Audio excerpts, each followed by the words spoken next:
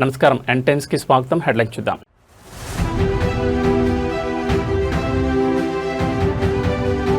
అమరావతిలో కేబినెట్ భేటీ, రాజధాని పనులు పెట్టుబడులపై సీఎం చంద్రబాబు సమీక్ష.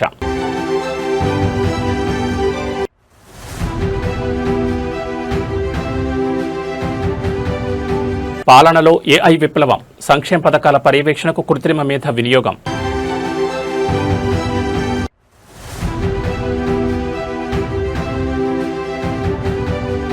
హైదరాబాద్ రోడ్ నెట్వర్క్ పై సీఎం రేవంత్ కీలక నిర్ణయం, అన్ని రోడ్లు ఇక ఒకే వ్యవస్థ పరిధిలోకి.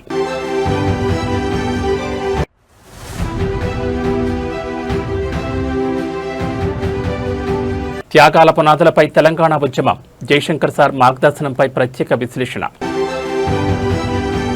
ఇక డీటెయిల్స్ చూస్తే, అమరావతి సచివాలయంలో ముఖ్యమంత్రి నారా చంద్రబాబు నాయుడు అధ్యక్షతన రాష్ట్ర మంత్రివర్గ సమావేశం ప్రారంభమైంది. ఈ కీలక భేటీకి రాష్ట్ర ఉప ముఖ్యమంత్రితో పాటు కేబినెట్ మంత్రులు, వివిధ శాఖల ముఖ్య కార్యదర్శులు మరియు ఉన్నతాధికారులు హాజరయ్యారు. ఈ సమావేశంలో రాష్ట్రంలో అమలు జరుగుతున్న పలు సంక్షేమ పథకాలు, కొత్త పరిశ్రమల కేటాయింపులు మరియు రాజధాని అమరావతి నిర్మాణ పనుల వేగవంతంపై ముఖ్యమంత్రి చంద్రబాబు ప్రధానంగా చర్చించనున్నారు. వివిధ శాఖల పరిధిలోని కీలక ప్రతిపాదనలకు కేబినెట్ ఈరోజు ఆమోదముద్ర వేయనుంది. ముఖ్యంగా రాష్ట్రంలో పెట్టుబడులు, నిరుద్యోగ నివారణకు సంబంధించిన నూతన విధానాలపై కూడా చర్చ జరగనున్నట్లు సమాచారం. రాష్ట్రంలో నీటిపారుదల ప్రాజెక్టుల పురోగతి, వర్షాకాలంలో తలెత్తే పరిస్థితులు, రైతులకు విత్తనాలు, ఎరువుల సరఫరా అంశాలపై సీఎం ఆయా శాఖల అధికారులతో సమీక్షించనున్నారు. పాలనాపరమైన కీలక మార్పులతో పాటు రాష్ట్ర ఆర్థిక స్థితిగతులపై కూడా ఈ భేటీలో చర్చించనున్నారు. సమావేశం ముగిసిన అనంతరం కేబినెట్ నిర్ణయాలను ప్రభుత్వం అధికారికంగా వెల్లడించనుంది.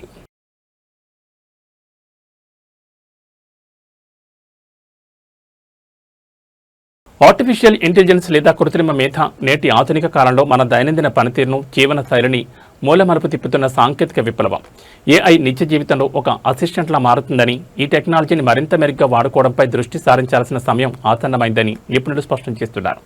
ఏఐ సాంకేతికత కేవలం ఐటీ రంగానికే పరిమితం కాకుండా అన్ని రంగాల్లోనూ తన ముద్ర వేస్తోంది. సంక్లిష్టమైన పనులను వేగవంతం చేయడంతో పాటు వ్యక్తిగత, వృత్తిపరమైన బాధ్యతల్లో ఏఐ అసిస్టెంట్గా వ్యవహరిస్తోంది. ఈ రోజుల్లో ఏఐ టూల్స్ వినియోగాన్ని సమర్థవంతంగా అర్థం చేసుకోవడం ద్వారా సమాచార విశ్లేషణ, నిర్ణయాధికారం మరియు పనిలో నాణ్యత ఊహించని రీతిలో పెరుగుతున్నాయి. మరోవైపు ప్రభుత్వాలు కూడా ఏఐ టెక్నాలజీని పాలనలో వేగంగా భాగస్వామ్యం చేస్తున్నాయి. ప్రభుత్వ సంక్షేమ పథకాలు మధ్యవర్తుల ప్రమేయం లేకుండా నేరుగా అర్హులైన లబ్ధిదారులకు మాత్రమే అందేలా చూడడంలో ఏఐ కీలక పాత్ర పోషిస్తోంది. పథకాల అమలు, పర్యవేక్షణ, అనర్హుల ఏరివేత మరియు పారదర్శకత కోసం ఏఐ ఆధారిత వ్యవస్థలను ప్రభుత్వం విస్తృతంగా వినియోగిస్తోంది. సాంకేతికతను సరిగ్గా వినియోగించుకోవడం ద్వారా సమాజంలో ప్రతి ఒక్కరికి మెరుగైన సేవలు అందుతాయి.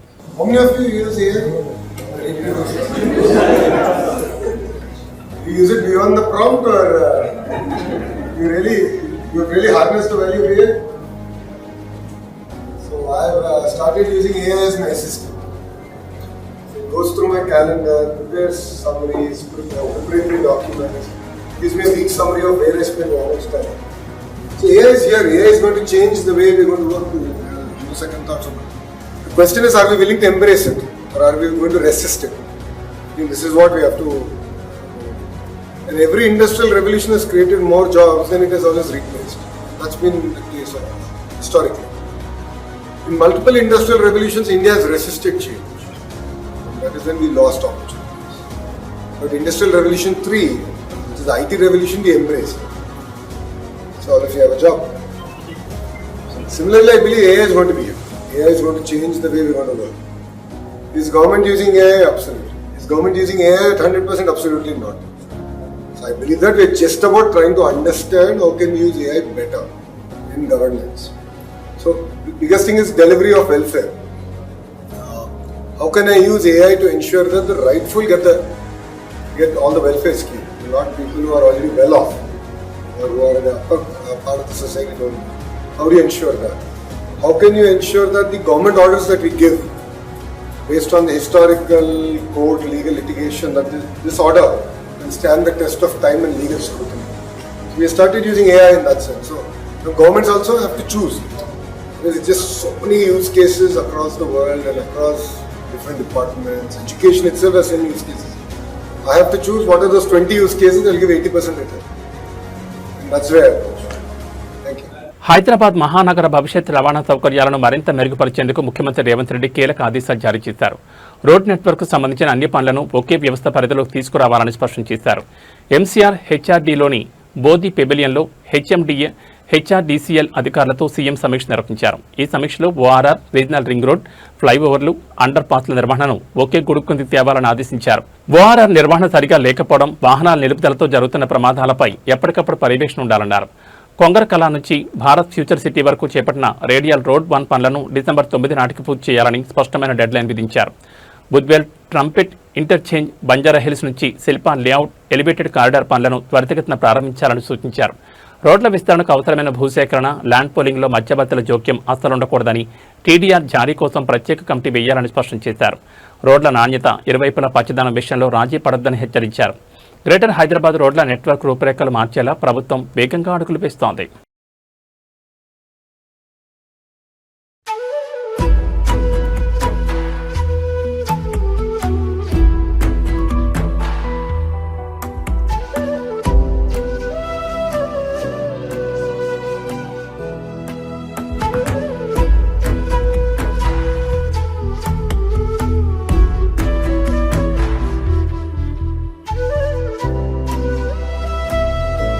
తెలంగాణ రాష్ట్ర సమితి ఆవిర్భావమే పదవీ త్యాగంతో ముడిపడి ఉంది. స్వరాష్ట్ర సాధన కోసం కేసీఆర్ 2006, ఆ తర్వాత 2008లో చేసిన ఆత్మగౌరవ రాజీనామాలు తెలంగాణ ఉద్యమ చరిత్రలో మైలురాళ్లుగా నిలిచిపోయాయి. ఆ సమయంలో ఉద్యమ సిద్ధాంతకర్త ఆచార్య జయశంకర్ సార్ చెప్పిన మార్గదర్శక సూత్రాలు నేటికి ప్రతి ఒక్కరిని ఆలోచింపజేస్తున్నాయి. 2006లో కేసీఆర్ రాజీనామా చేసి మళ్లీ 2008లో వెంటనే వరుస రాజీనామాలకు పిలుపునిచ్చిన సందర్భంలో ఆచార్య జయశంకర్ సార్తో తీవ్రమైన చర్చ జరిగింది. పదే పదే రాజీనామాలు చేయడంపై సందేహాలు వ్యక్తమైనప్పుడు ఉద్యమానికి 3 ప్రధాన పార్శ్యాలుంటాయని జయశంకర్ సార్ ఎంతో స్పష్టంగా వివరించారు. మొదటి దశ భావజాల వ్యాప్తి అయితే, రెండవ దశ ప్రజల ఆందోళన పదమని స్పష్టం చేశారు.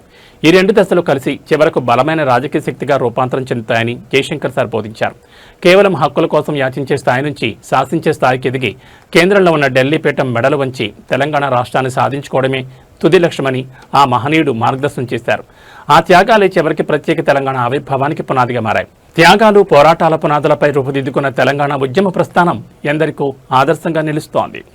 ఉప ఎన్నికలకు కేసీఆర్ గారు ఒకసారి కాదు, ఎన్నిసార్లు ఉప ఎన్నికలు వచ్చినాయంటే, ఆ రోజుల్లో ఎన్నిసార్లు రాజీనామా చేసిందంటే తెలంగాణ రాష్ట్ర సమితి అనే పార్టీ పెట్టిన తర్వాత కేసీఆర్ గారు, మీకు తెలుసు, తెలంగాణ రాష్ట్ర సమితి అనే పార్టీ పుట్టడమే పదవీ త్యాగంతో పుట్టింది. డిప్యూటీ స్పీకర్ పదవికి, శాసనసభ్యత్వానికి రాజీనామా చేసి ఉప ఎన్నికను అనివార్యం చేసి ఉప ఎన్నికను ఆహ్వానించి అందులోంచి ప్రజాశక్తిని దేశం మొత్తానికి చూపెట్టింది కేసీఆర్ గారి నాయకత్వం. కానీ రాజీనామాలు రిపీటెడ్గా అవుతూ ఉన్నాయి. 2006లో, 2008లో అయినప్పుడు నేను అడిగిన సార్ని, సార్ రెండోసారి ముఖ్యంగా 2008లో రాజీనామా చేసినప్పుడు కేసీఆర్ గారు, నేను జయశంకర్ సార్తో కొద్దిసేపు వాదం పెట్టుకున్నా. మళ్ళీ ఎందుకు రాజీనామా చేయాలి సార్, మొన్ననే చేస్తాం కదా 2006లో, సార్ ఎందుకు చేయాలి కేసీఆర్ సారు అన్న. అంటే ఆయన గొప్ప మాట అన్నాడు, గుర్తుపెట్టుకో రాము, ఉద్యమానికి 3 పార్శ్వాలు ఉంటాయి. మొదటి పార్శ్వం సెన్సిటైజేషన్, భావజాల వ్యాప్తి. అది నిరంతరం జరుగుతూ ఉండాలి. భావజాల వ్యాప్తి అంటే తెలంగాణకు జరుగుతున్న అన్యాయం పట్ల చర్చ జరుగుతూ ఉండాలి. రెండవ దశ, రెండవ పార్శ్వం యాజిటేషన్, ఆందోళనాపథం. ఎప్పుడు సందర్భం వస్తే ఎప్పుడైనా, ఇప్పుడు ఉదాహరణ కిందాక పెద్దలు చెప్పినట్టు నిరంజన్ రెడ్డి గారు, నాగార్జున సాగర్ ఎడమ కాలువ మీదనేమో లిఫ్టులు మన రైతులు మెయింటైన్ చేయాలి, కుడి కాలువ మీద మాత్రం ప్రభుత్వం మెయింటైన్ చేయాల్సి వస్తుంది అన్నప్పుడు కోదాడ నుంచి హాలియా దాకా ఆ రోజు కేసీఆర్ గారు పాదయాత్ర చేయడం జరిగింది.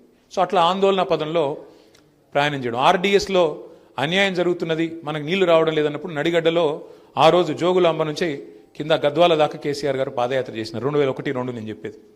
అట్లా ఆందోళన పదంలో పోవాల్సి వచ్చినప్పుడు పోవాలి. మూడవది democratization, sensitization, agitation, democratization. Democratization అంటే ఏంటి? ఈ ఆందోళనని, ఈ భావజాల వ్యాప్తిని అల్టిమేట్గా ఒక రాజకీయ శక్తిగా మలిచి, ఓట్ల రూపంలో మలిచి, సీట్ల రూపంలో మలిచి, ఆ సీట్ల ద్వారా యాచించి కాదు శాసించి ఢిల్లీ మెడలు వంచి తెలంగాణ తెచ్చుకోవాలి. ఇది కేసీఆర్ గారికి ఆయన నూరి పోసిన ఒక ఉద్యమ పంద. విజయవాడలో తీవ్ర రాజకీయ ఉద్రిక్తత నెలకొంది. ముత్యాలపాడులో మాజీ ఎమ్మెల్యే మల్లాది విష్ణు ఆధ్వర్యంలో ఏర్పాటు చేసిన వైఎస్ఆర్సీపీ దీక్షా శిబిరంపై టీడీపీ వర్గీయులు దాడి చేశారంటూ ఆ పార్టీ నేతలు మండిపడ్డారు. ఈ దాడితో పాటు రాష్ట్ర వ్యాప్తంగా జరిగిన వరుస సంఘటనలపై ఫిర్యాదు చేసేందుకు వైఎస్ఆర్సీపీ ముఖ్య నేతలు మంగళగిరిలోని డీజీపీ కార్యాలయానికి చేరుకున్నారు. విజయవాడ ముత్యాలపాడులోని వైఎస్ఆర్సీపీ దీక్షా శిబిరంపై టీడీపీ ఎమ్మెల్యే బోండా ఉమ్మ మరియు ఆయన అనుచరులు దాడులకు పాల్పడ్డారని వైఎస్ఆర్సీపీ నేతలు ఆరోపించారు. రాష్ట్ర వ్యాప్తంగా పలుచోట్ల ప్రజాస్వామ్యయుతంగా నిర్వహిస్తున్న దీక్షా శిబిరాలను లక్ష్యంగా చేసుకుని దాడులు చేస్తున్నారని మండిపడ్డారు. ఈ ఘటనలపై తక్షణమే విచారణ జరిపి నిందితులపై చర్యలు తీసుకోవాలని వారు డిమాండ్ చేశారు. వైఎస్ఆర్సీపీ అధినేత మాజీ సీఎం వైఎస్ జగన్మోహన్ రెడ్డి పర్యటనలోనూ తీవ్ర భద్రతా లోపాలు తలెత్తున్నాయని నేతలు ఫిర్యాదులో పేర్కొన్నారు. డీజీపీ కార్యాలయానికి వెళ్లిన సమయానికి డీజీపీ అందుబాటులో లేకపోవడంతో సీనియర్ పోలీసు ఉన్నతాధికారికి వైఎస్ఆర్సీపీ నేతల బృందం ఫిర్యాదు పత్రాన్ని అందజేసింది. వైఎస్ఆర్సీపీ నేతల ఫిర్యాదుపై పోలీసు యంత్రాంగం ఎలాంటి చర్యలు తీసుకుంటుందో వేచి చూడాలి.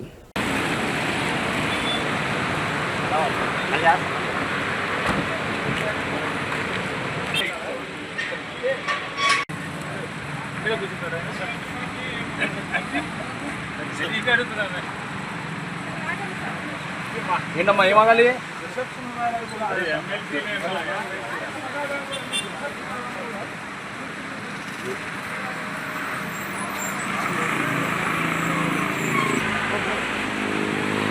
సిద్దిపేట జిల్లాలో మాజీ మంత్రి స్థానిక ఎమ్మెల్యే తన్నీర్ హరీష్ రావు ఆకస్మిక పర్యటన తీవ్ర కలకలం రేపింది. సిద్దిపేట రూరల్ మండలం రాఘవాపూర్లోని విద్యుత్ సబ్స్టేషన్ను ఆయన ఒక్కసారిగా తనిఖీ చేశారు.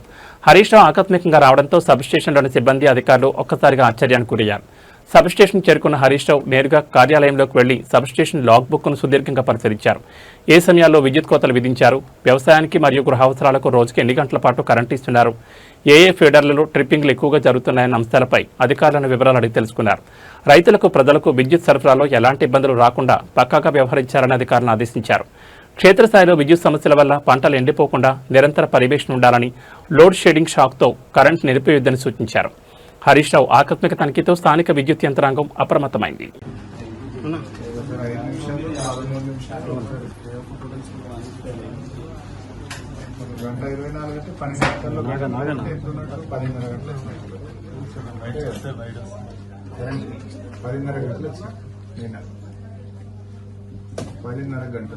మంగళవారం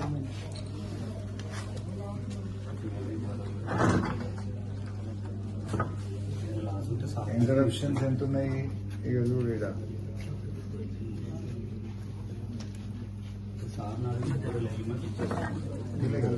10:30 గంటలు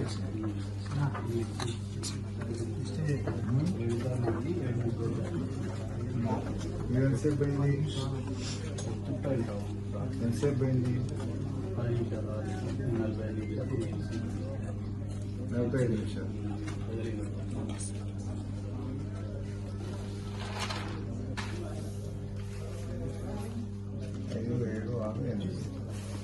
ఎంతసేపు అయింది 9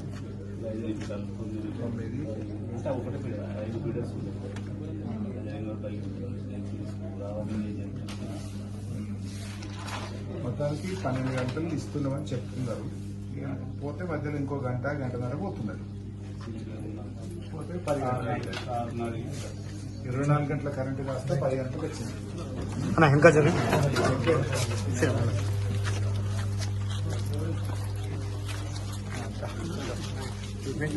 ఈరోజు రాఘవాపూర్ గ్రామ సబ్స్టేషన్ లో సర్ప్రైజ్ విజిట్ చేయడం జరిగింది.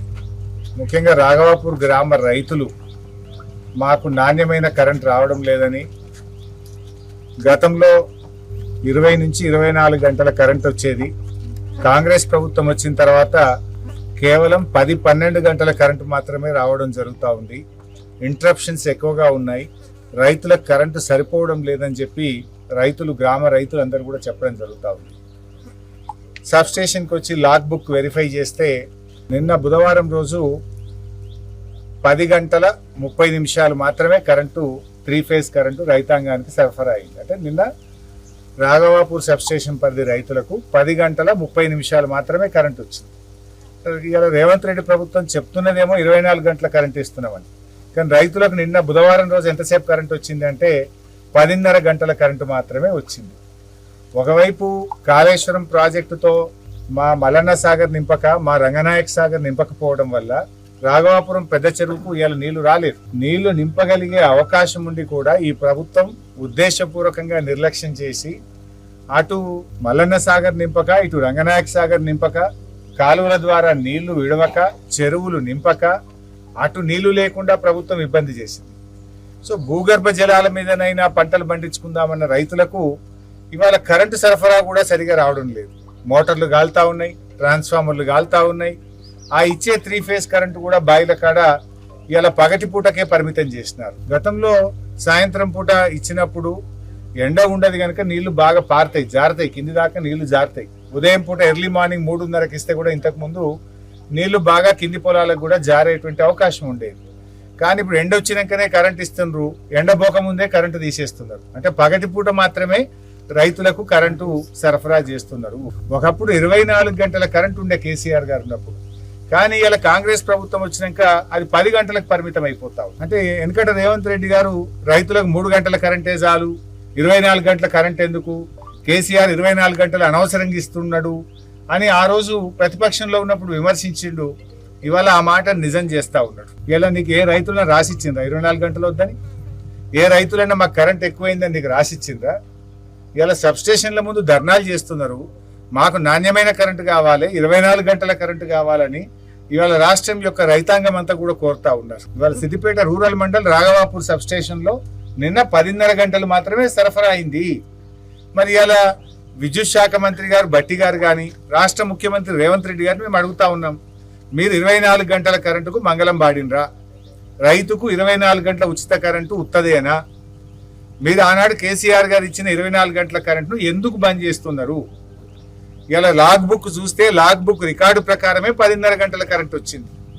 అంటే ఇలా కేసీఆర్ గారు మంచి కరెంట్ ఇచ్చిండ్రు, మీరు ఇవ్వదలుచుకోలేదా? ఎందుకు రైతుల మీద పగబడుతున్నారు? ఎందుకు రైతుల పట్ల మీకు ఈ కక్ష? ఎందుకు 10:30 గంటల కరెంటు మాత్రమే సరఫరా అవుతుంది అని మేము అడుగుతా ఉన్నాం. పార్వతీపురం మన్యం జిల్లాలో విద్యాశాఖ అధికారుల నిర్లక్ష్యం, ఉపాధ్యాయుల తీరుపై ప్రజలు తీవ్ర ఆగ్రహం వ్యక్తం చేస్తున్నారు. కుంతేసులోని ఎంపీపీ ప్రాథమిక మోడల్ పాఠశాలకు విద్యార్థులు వారి తల్లిదండ్రులు కలిసి తాళం వేసి ఆందోళన దిగడం స్థానికంగా తీవ్ర కలకలం రేపింది. పాఠశాలలో విధులు నిర్వర్తించాల్సిన ఉపాధ్యాయులు సక్రమంగా బడికి హాజరు కావడం లేదని విద్యార్థుల తల్లిదండ్రులు ఆరోపిస్తున్నారు. కొందరు ఉపాధ్యాయులు ఏకంగా మద్యం తాగి పాఠశాలకు వస్తూ విద్యార్థుల భవిష్యత్తుతో చెలగాటమాడుతున్నారని తీవ్రస్థాయిలో మండిపడ్డారు. పవిత్రమైన దేవాలయం లాంటి బడిలో ఇలాంటి బాధ్యతారాహిత్య ప్రవర్తనపై గ్రామానికి చెందిన తల్లిదండ్రులు ఆగ్రహం వ్యక్తం చేశారు. సక్రమంగా రాని మద్యం తాగి వస్తున్న ఉపాధ్యాయులపై వెంటనే ఉన్నతాధికారులు సమగ్ర విచారణ జరిపి కఠిన చర్యలు తీసుకోవాలని డిమాండ్ చేశారు. బాధ్యతారాహిత్యంగా వ్యవహరిస్తున్న వారిని తప్పించి పాఠశాలకు కొత్త ఉపాధ్యాయులను నియమించే వరకు పాఠశాల తాళాలు తీసేది లేదని భీష్మించి కూర్చున్నారు. గిరిజన ప్రాంతాల్లోని పాఠశాలలో విద్యా ప్రమాణాలు మెరుగుపరచాలని, ఈ ఘటనపై విద్యాశాఖ ఉన్నతాధికారులు తక్షణమే స్పందించాలని గ్రామస్తులు కోరుతున్నారు.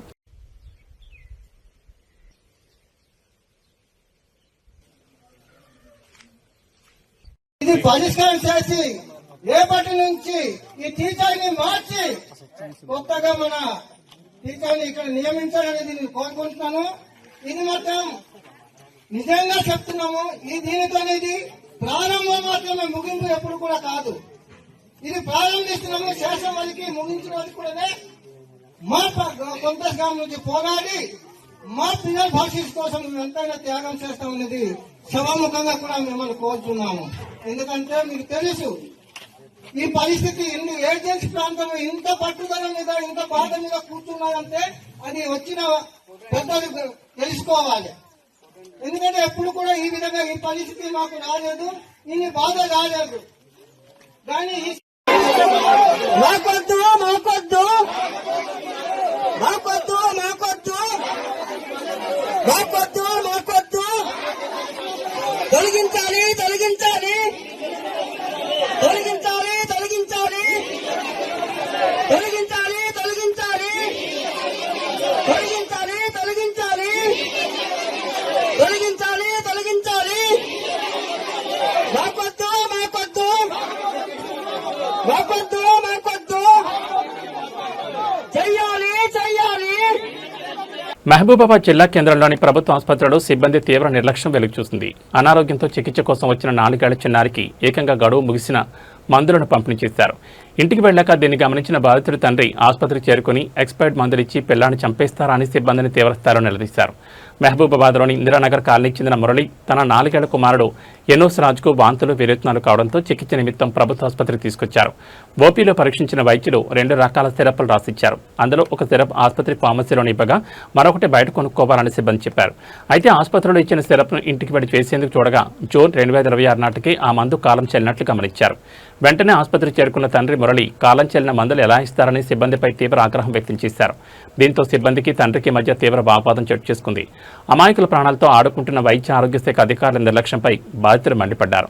మందుల పంపిణీలో నిర్లక్ష్యం వహించిన వారిపై కఠిన చర్యలు తీసుకోవాలని డిమాండ్ చేశారు. ఈ ఘటనపై ఉన్నతాధికారులు విచారణ జరిపి బాధ్యులపై చర్యలు తీసుకోవాలని స్థానికులు కోరుతున్నారు.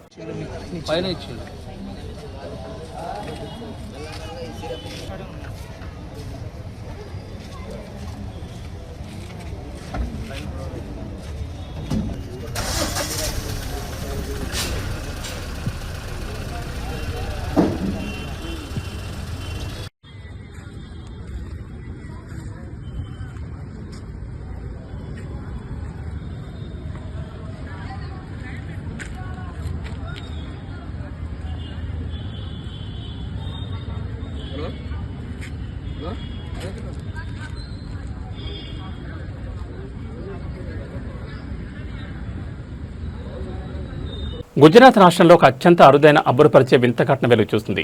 మోర్బీ జిల్లాలోని వీర్పర్ధ గ్రామంలో ఓ రైతుకు చెందిన బావిలో నీరు సముద్రపు అలల మాదిరిగా ఊగుతుండడం స్థానికులను తీవ్ర ఆశ్చర్యానికి గురిచేస్తోంది. ఈ దృశ్యాలు ప్రస్తుతం సోషల్ మీడియాలో విపరీతంగా వైరల్ అవుతున్నాయి. 3 నెలల క్రితం తవ్విన ఈ బావి ఈ ఏడాది కురిసిన సమృద్ధి వర్షాలకు పూర్తిగా నీటితో నిండింది. అయితే గత ఆదివారం నుంచి బావిలో నీరు ఒక్కసారిగా మతకబారుతూ అలల మాదిరిగా పైకి కిందకు పోగడం ప్రారంభమైంది. బావిలో నీరు నిరంతరం ఇలా అలల్లా కదలడం చూసి గ్రామస్తులు, చుట్టుపక్కల ప్రజలు ఈ వింతను చూసేందుకు పెద్ద ఎత్తున తరలివస్తున్నారు. ఈ ప్రాంతంలో ఎలాంటి భూకంపాలు లేదా భూగర్భ ప్రకంపనలు నమోదు కాలేదని జిల్లా జియాలజిస్టులు స్పష్టం చేశారు. భూగర్భ శిలల మధ్య చిక్కుకున్న వాయువుపై వర్షపు నీటి ఒత్తిడి పెరగడం వల్లే నీటిలో ఈ తరహా కదలికలు ఏర్పడి ఉండొచ్చని ప్రాథమికంగా అంచనా వేస్తున్నారు. అసలు కారణాన్ని క్షుణ్ణంగా గుర్తించేందుకు భూగర్భ జల పరిశోధన సంస్థ నిపుణులతో ప్రత్యేక సాంకేతిక విచారణకు అధికారులు ఆదేశించారు. సైంటిఫిక్ రీసెర్చ్ టీం పరిశోధన తర్వాతే ఈ వింత ఘటనకు సంబంధించిన పూర్తి కారణాలు వెలుగులోకి రానున్నాయి.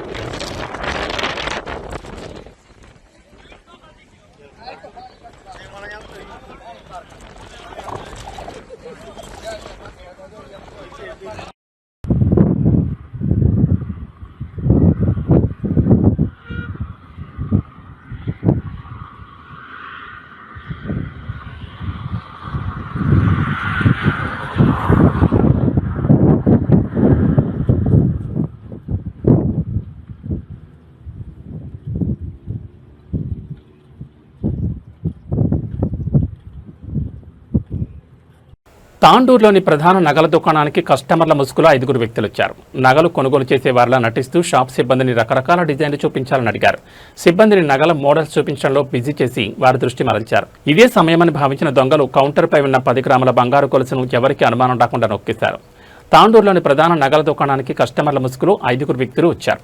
నగలు కొనుగోలు చేసే వారిలా నటిస్తూ షాప్ సిబ్బందిని డిజైన్లు చూపించాలని ఒత్తిడి తెచ్చారు. సిబ్బందిని నగల మోడల్స్ చూపించడంలో బిజీ చేస్తూ వారి దృష్టంతా మరల్చారు.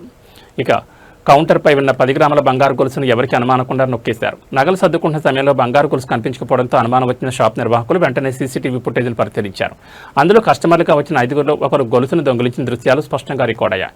ప్రస్తుతం ఈ సీసీటీవీ వీడియో సోషల్ మీడియాలో తీవ్రంగా వైరల్ అవుతోంది. బాధితుల ఫిర్యాదుతో రంగంలో దిగిన పోలీసులు కేసు నమోదు చేసి దర్యాప్తు చేస్తున్నారు. పండగల వేళ వ్యాపారులు, నగల షాపుల యజమానులు అపరిచిత వ్యక్తుల పట్ల అప్రమత్తంగా ఉండాలని పోలీసులు సూచిస్తున్నారు.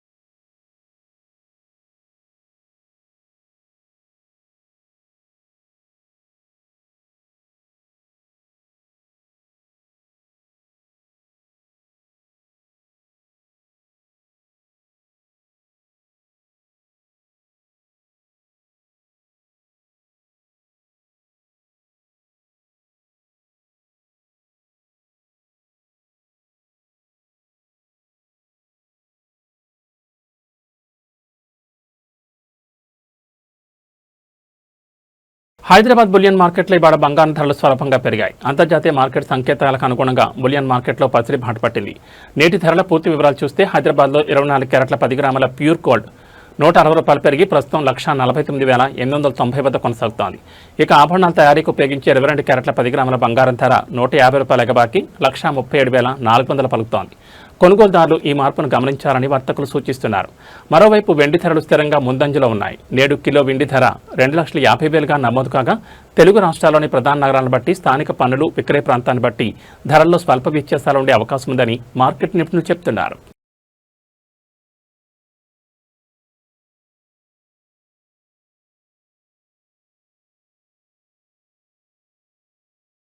తెలంగాణ ప్రజలకు వాతావరణ శాఖ బిగ్ అలర్ట్ జారీ చేసింది. రాష్ట్రంలోని పలు జిల్లాల్లో రానున్న 1-2 గంటల్లో మోస్తరు నుంచి భారీ వర్షాలు కురిసే అవకాశం ఉందని హైదరాబాద్ వాతావరణ కేంద్రం వెల్లడించింది.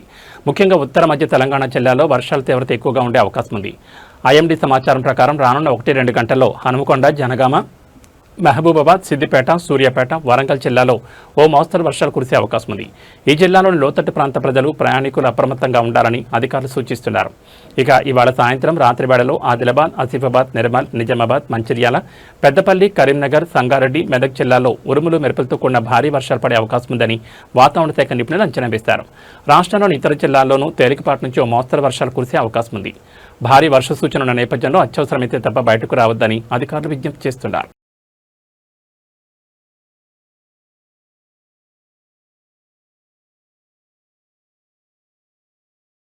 ఏబీ బులెటిన్ విశేషాలు. నమస్కారం.